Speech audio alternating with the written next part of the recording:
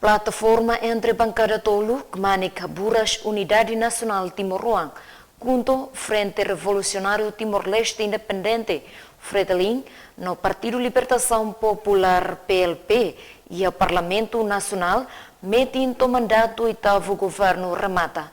Enquanto tama eleição parlamentar tinang oing, partido junto se mesa e PLP se decisão.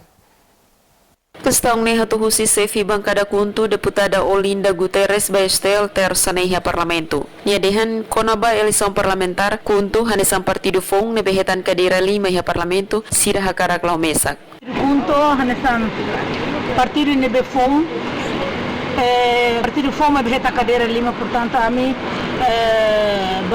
eleição parlamentar ami bakar lau mesak.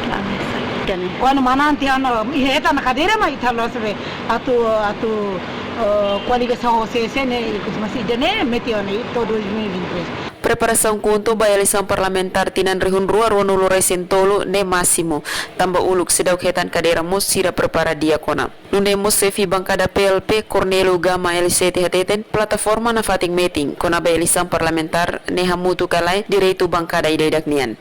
Já depende quando a véspera ini macam situ para alat saja. Abian pilih mas kuntinya laku tidak mayoria ini ini kan sudah banyak sekali Tuirnia atu avança ba eleição parlamentar ne PLP se turha mutuk atu kualia hori foti decisão tamane sidak bele kualia kona ba assunto ne. Ia fatingan esang sefi bancada Fretilin David mandati dia sateten kona ba eleição parlamentar nia parte sidak bele kualia. Sini dia tak apa berua sidak balik dan lain kan? Guillermina Franco, STL News.